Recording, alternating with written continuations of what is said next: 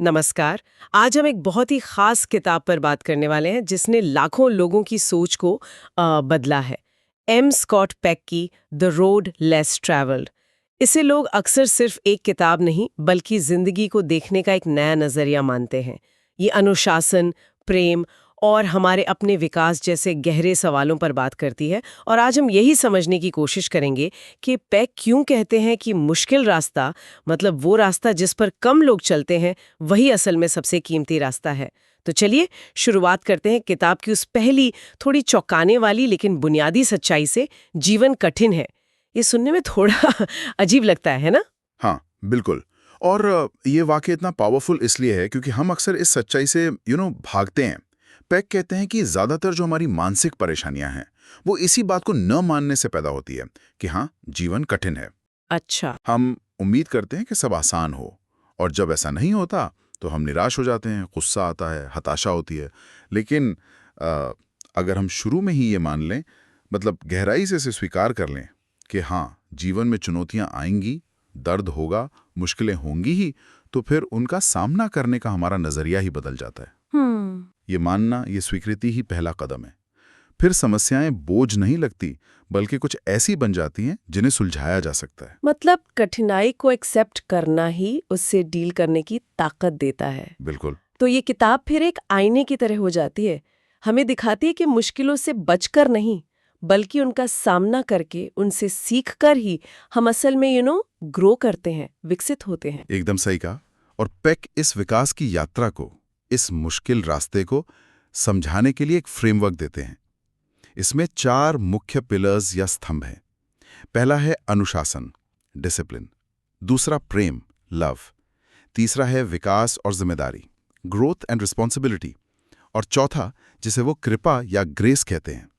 ये चारों आपस में जुड़े हैं और मिलकर उस रास्ते को बनाते हैं जो मैच्योरिटी और सच्ची शांति की ओर ले जाता है।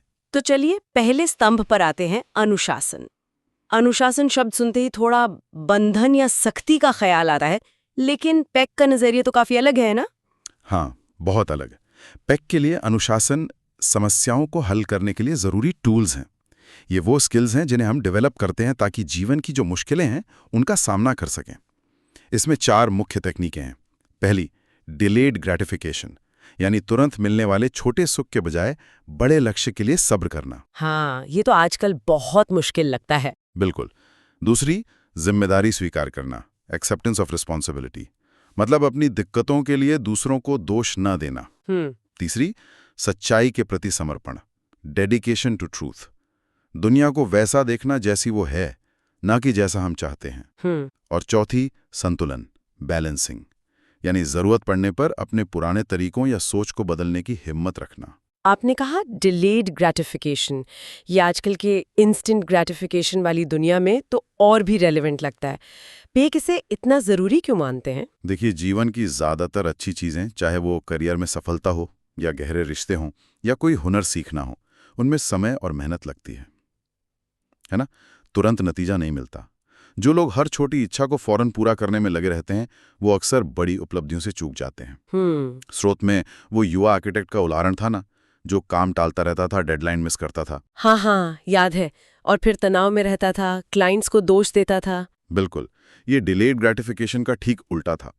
लेकिन धीरे धीरे उसने पाया कि अनुशासन बंधन नहीं है, बल्कि ये तो आजादी है। आजादी कैसे? क्योंकि वो अब डेडलाइन के तनाव से मुक्त था। उसे अपने काम पर ज्यादा कंट्रोल महसूस हो रहा था। उसने अपनी जिम्मेदारी ली, सच्चाई का सामना किया कि प्रॉब्लम उसकी टालमटोल की आदत थी, और उसने बैलेंस बनाया अपने आराम और काम के बीच। अनुशासन ने उसे समस्याओं से भागने के बजाय उन्हें हल करने का रास्ता दिखाया। ये एक बहुत बड़ा शिफ्ट था उसके नजरिए में कि अनुशासन सजा नहीं, बल्कि सेल्फ कंट्रोल से मिलने वाली शक्ति है। ये वाकई सोचने वाली बात है। हम अनुशासन को बाहरी दबाव समझते हैं, जबकि पेक उसे अंदरूनी ताकत बता रहे हैं। अच्छा, अब आते हैं दूसरे स्तंभ पर, प्रेम। प्रेम के बारे में तो इतनी बातें होती हैं, लेकिन पेक की परिभाषा थोड़ी अलग सी है। प्रेम अपनी या किसी और की आध्यात्मिक उन्नति के उद्देश्य से स्वयं का विस्तार करने की इच्छा शक्ति है। इसमें ये इच्छा शक्ति और आध्यात्मिक उन्नति पर जोर, ये इसे आम रोमांटिक आइडिया से अलग बनाता है। बिल्कुल अलग।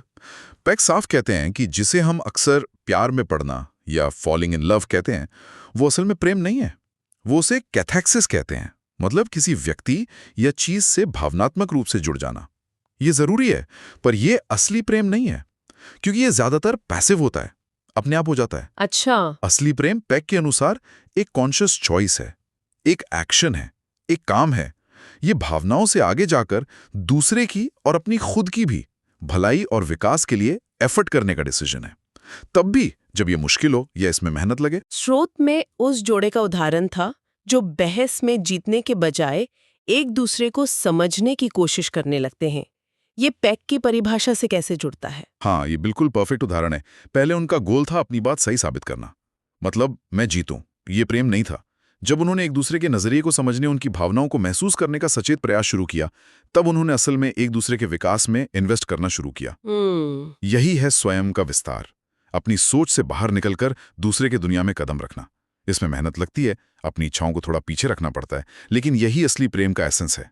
ये सिर्फ अच्छा महसूस करना नहीं है, बल्कि अच्छा करना है, विकास के लिए। लेकिन इसमें एक सवाल उठता है, अगर प्रेम दूसरे के विकास के लिए खुद को विस्तार देना है, तो क्या इसमें अपनी जरूरतें, अपना विकास पीछे छूट जाने का खतरा नहीं है? ये बहुत जरूरी सवाल है, और पेक इस पर भी ध्यान देते हैं। उनकी परिभाषा में क्या था? अपनी या किसी और की आध्यात्मिक उन्नति। हाँ, अपनी या किसी और की। बिल्कुल। यानी सच्चा प्रेम सिर्फ दूसरे पर फोकस नहीं होता, वो सेल्फ लव को भी उतना ही महत्व देता है। दूसरों की मदद करते करते खुद को खो देना प्रेम नहीं, वो कोडिपेंडेंसी हो सकती है। संतुलित प्रेम में अपनी बाउंड्रीज का सम्मान करना, अपनी जरूरतों का ध्यान रखना और अपने खुद के आध्यात्मिक सफर को जारी रखना भी उतना ही जरूरी है। प्रेम एक टू वे स्ट्रीट है, जहां दोनों साथ साथ बढ़ते हैं। ये संतुलन वाकई बहुत अहम है। चलिए अब तीसरे स्तंभ पर चलते हैं, विकास और जिम्मेदारी। पेक कहते हैं कि हम जीवन की समस्याओं को हल किए बिना उनसे पार नहीं पा सकते। ये सुनने में तो सीधा लगता है, पर इसका गहरा मतलब क्या है? इसका गहरा मतलब ये है कि हम अक्सर समस्याओं से भागने की कोशिश करते हैं, उन्हें अनदेखा करके, दूसरों पर इल्जाम लगाकर या कोई आसान शॉर्टकट ढूंढकर। लेकिन पेक कहते हैं कि समस्याएं कहीं जाती नहीं हैं, वहीं रहती हैं जब तक हम उनका सामना करके उन्हें हल करने की जिम्मेदारी नहीं उठाते। और यही सामना करने का प्रोसेस, यही हल ढूंढने की कोशिश, यही हमें डेवलप करती है। हर समस्या, हर चुनौती, हर दर्द असल में सीखने और बढ़ने का एक मौका है। वो नौकरी खोले वाले व्यक्ति का उदाहरण यहाँ बिल्कुल फिट बैठता है ना। शुरू में वो डिप्रेशन में गया, शायद हालात को कोस रहा होगा। हाँ, और ये नेचुरल रिएक्शन है। लेकिन ग्रोथ तब शुरू हुई जब उसने उस मुश्किल सिचुएशन की जिम्मेदारी ली, ये सोचने की कि अब मैं क्या कर सकता हूँ। उसने उस झटके को एक अपॉर्चुनिटी की तरह इस्तेमाल किया, अपनी असली रुचियों और वैल्यूज को फिर से खोजने का। ये आसान नहीं था, इसमें दर्द था, अनसर्टेनिटी थी। हाँ। लेकिन इसी प्रोसेस से गुजरकर वो एक ज्यादा मीनिंगफुल करियर और शायद एक ज्यादा मजबूत इंसान बन पाया। पेक यही कहते हैं कि मेंटल हेल्थ का मतलब दर्द से बचना नहीं है, बल्कि दर्द और चुनौतियों का सामना करने और उनसे सीखने की कैपेसिटी डेवलप करना है। जिम्मेदारी लेना मतलब अपनी रिएक्शन चुनने की पावर को पहचानना। मतलब दर्द और डिस्कम्फर्ट असल में विकास के साइंस हो सकते हैं, अगर हम उन्हें सही नजरिए से देखें। ये आसान नहीं है, लेकिन जरूरी है। और अब चौथा स्तंभ, कृपा, ग्रेस। ये थोड़ा मिस्टीरियस सा लगता है, क्या मतलब है इसका? हाँ, कृपा को समझना थोड़ा मुश्किल हो सकता है, क्योंकि ये हमारे सीधे कंट्रोल से बाहर की चीज लगती है। पिक इसे एक ऐसी शक्ति या इन्फ्लुएंस के रूप में देखते हैं जो हमारे विकास में हेल्प करती है, भले ही हम उसे पूरी तरह समझ ना पाएं। ये वो अनएक्सपेक्टेड इवेंट्स, कोइंसिडेंसेस या अचानक मिलने वाले मदद हो सकती है जो हमें सही दिशा में ले जाती है, खासकर तब जब हम रास्ता भटक गए हों या हार मानने वाले हों। अच्छा, इसे आप किस्मत कह सकते हैं, संयोग कह सकते हैं, या कोई डिवाइन हेल्प मान सकते हैं। तो क्या ये सिर्फ भाग्य की बात है, या हम इसे पाने के लिए कुछ कर सकते हैं? पेक का मानना है कि कृपा यूं ही नहीं मिलती। ये अक्सर उन लोगों को ज्यादा अनुभव होती है जो विकास के रास्ते पर चल रहे हैं, जिन्होंने अनुशासन, प्रेम और जिम्मेदारी के प्रिंसिपल्स को अपनाया है। जब हम ओपन माइंडेड होते हैं, हम्बल होते हैं और ये मानते हैं कि हम सब कुछ नहीं जानते या कंट्रोल नहीं कर सकते, तब हम कृपा के प्रति ज्यादा रिसेप्टिव हो जाते हैं। ये एक तरह से हमारे एफर्ट्स का ही एक अनएक्सपेक्टेड फल हो सकता है, या शायद ये दिखाता है कि हम एक बड़ी रियलिटी या सिस्टम का हिस्सा हैं। ये हमें याद दिलाता है कि हमारी यात्रा में हम अकेले नहीं हैं। ये चारों स्तंभ, अनुशासन, प्रेम, विकास और जिम्मेदारी और कृपा, ये सब मिलकर उस रास्ते की तस्वीर बनाते हैं जिसके बारे में किताब का टाइटल है, द रोड लेस ट्रैवल्ड। ये कम चुना गया रास्ता क्यों है और ये टाइटल इन चारों स्तंभों से कैसे जुड़ता है? ये कम चुना गया रास्ता इसलिए है क्योंकि ये मुश्किल है ना? अनुशासन, साधना, सच्चे अर्थों में प्रेम करना, अपनी जिम्मेदारियां उठाना और सच्चाई का सामना करना, ये सब आसान नहीं है। ज्यादातर लोग आसान रास्ता चुनते हैं। तुरंत मजा, सतही रिश्ते, दूसरों पर दोष डालना और मुश्किल सच्चाइयों से बचना, ये भीड़ वाला रास्ता है। हाँ, कम चुना गया रास्ता वो है जहां हम जानबूझकर इन चुनौतियों को चुनते हैं, क्योंकि हम समझते हैं कि यही विकास का मार्ग है। पेक का वो कथन याद है, कठिन रास्ता चुनें क्योंकि वहीं आपका वास्तविक स्वरूप रहता है। हाँ, और ये सीधे उस पहली बात से जुड़ता है कि जीवन कठिन है, तो कठिन रास्ता चुनना मतलब जीवन की सच्चाई को स्वीकार करके उसके साथ काम करना, ना कि उसके खिलाफ लड़ना। बिल्कुल, कठिन रास्ता चुनने का मतलब है अनुशासन को अपनाना, ताकि हम चुनौतियों का सामना कर सकें।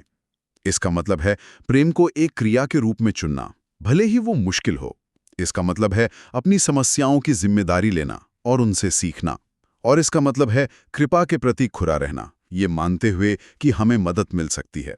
ये सब मिलकर हमें हमारे वास्तविक स्वरूप के करीब ले जाते हैं, वो इंसान जो हम बन सकते हैं अगर हम आसान रास्ते के लालच से बचकर विकास के मुश्किल लेकिन सार्थक रास्ते पर चलने की हिम्मत दिखाएं। संघर्ष इस रास्ते का हिस्सा है, रुकावट नहीं। यही वो यात्रा है जो अंत में गहरी शांति और संतुष्टि देती है, जो आसान रास्ते पर कभी नहीं मिल सकती। तो इस पूरी चर्चा का सार ये निकलता है कि अगर जिंदगी मुश्किल लग रही है तो शायद आप गलत रास्ते पर नहीं हैं। हो सकता है आप उसी कम चुने गए रास्ते पर हों जहां असली विकास होता है। हर चुनौती, हर दर्द एक मौका हो सकता है खुद को बेहतर जानने और बनाने का। जरूरत बस उस नजरिए की है और उस हिम्मत की जो हमें आसान लगने वाले रास्ते से हटकर चलने को प्रेरित करे। बिल्कुल, और यहीं पर एक सवाल हमारे सुनने वालों के लिए छोड़ जाते हैं। रोजमर्रा की जिंदगी में जो छोटे छोटे फैसले हम लेते हैं, क्या हम अनजाने में हमेशा आसान, जाना पहचाना रास्ता चुनते हैं? या क्या हम कभी रुककर सोचते हैं कि कौन सा विकल्प, भले ही थोड़ा ज्यादा मुश्किल या अनकंफर्टेबल हो, हमें लंबे समय में कुछ सिखाएगा, हमें थोड़ा और ग्रो कराएगा? ये सोचने वाली बात है कि हमारी अपनी जिंदगी में कम चुना गया रास्ता कैसा दिखता है, और क्या हम आज इसी वक्त उसे चुनने का एक छोटा सा कदम उठा सकते हैं?